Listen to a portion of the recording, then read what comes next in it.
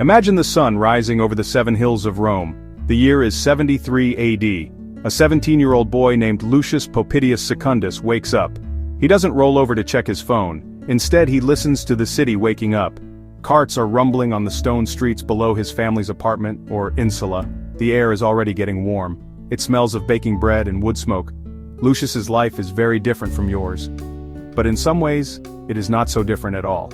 He is a teenager, standing on the edge of becoming a man. Lucius's morning starts not with cereal, but with a simple breakfast. Usually it is a piece of bread dipped in wine or water, perhaps with a fig or some cheese. He gets dressed quickly. He wears a simple tunic, a knee-length belted garment that is easy to move in. He is not a child anymore, but he is not yet a full citizen with the right to wear the formal toga. His father is a merchant, so their family is comfortable but not fabulously wealthy. Lucius knows his duty is to learn and prepare for his future. He must bring honor to his family name, the Popidi. The weight of expectation feels heavy on his young shoulders sometimes. After his small meal, Lucius heads out into the bustling city. His destination is school, or ludus. He walks through crowded narrow streets. He dodges donkeys, shoppers, and soldiers. His school is not a big building. It is often just a small, rented room or even a covered corner of the public square. Here, with a dozen other boys, he learns from a teacher called a grammaticus. They don't have notebooks. They write on wax tablets with a pointed stick called a stylus. They scratch out their letters and then smooth the wax to use it again. It is hard work, memorizing long poems and speeches in Latin and Greek. The school day is long and strict.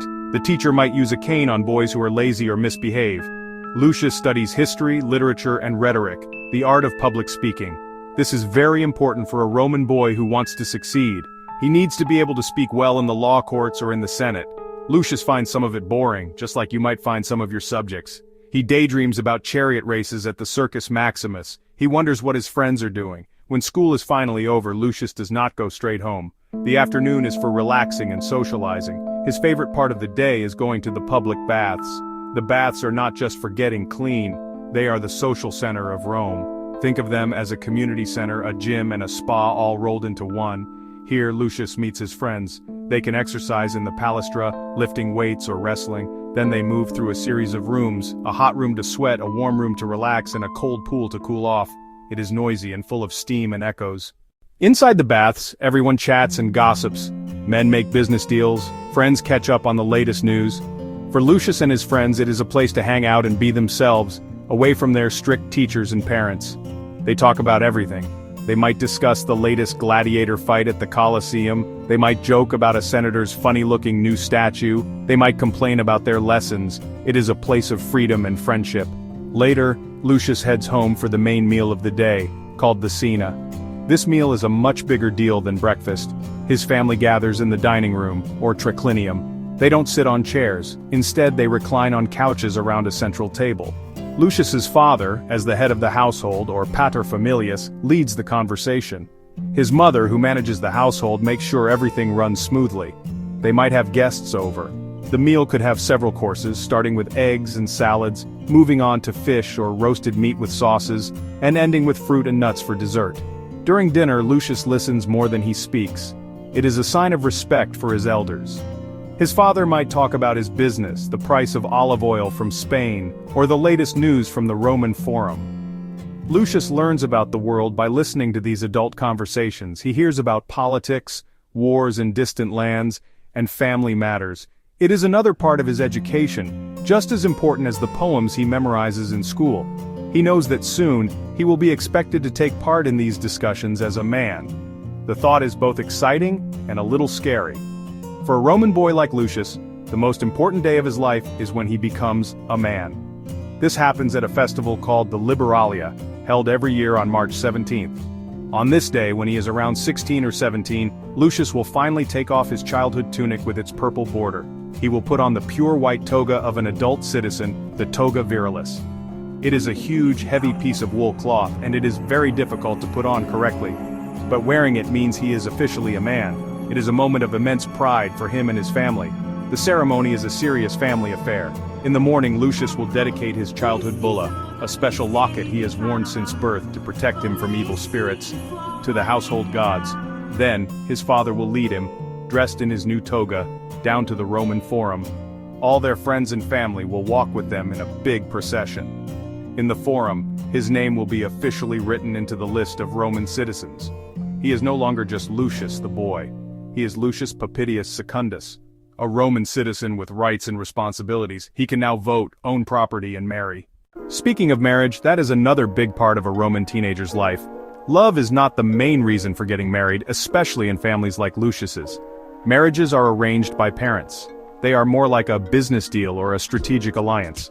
Lucius's father will choose a girl from another respectable family.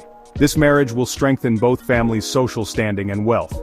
Lucius might not even meet his future wife until they are officially betrothed.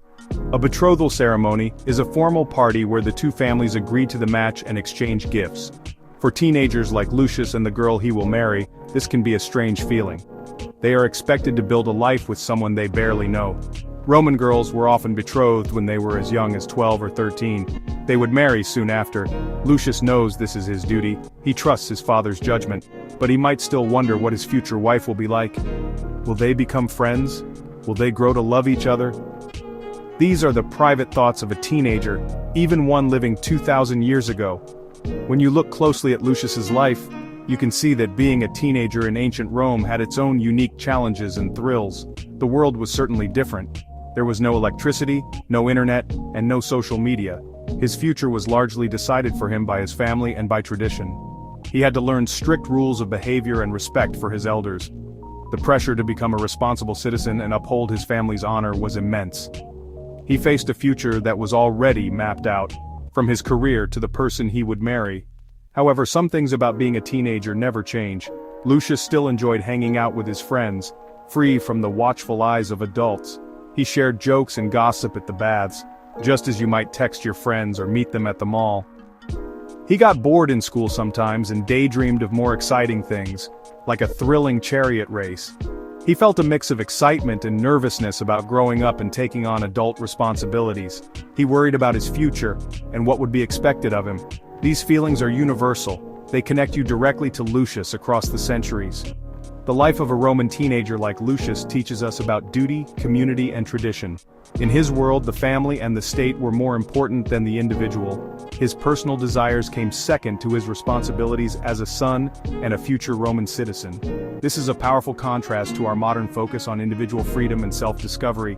We can appreciate the choices we have today, choices that Lucius could only dream of. We can choose our own friends, our own careers, and the people we want to spend our lives with. Ultimately, by walking a mile in Lucius's sandals, we learn that people are people, no matter when they lived. We see that history is not just about dates and famous emperors, it is about the everyday lives of ordinary people. Lucius Popitius Secundus was a real boy who lived and breathed in ancient Rome. He felt joy, boredom, pressure, and hope. His world of togas and wax tablets may seem distant, but his teenage heart is surprisingly familiar. Understanding his life helps us to better understand our own, reminding us of the timeless journey of growing up.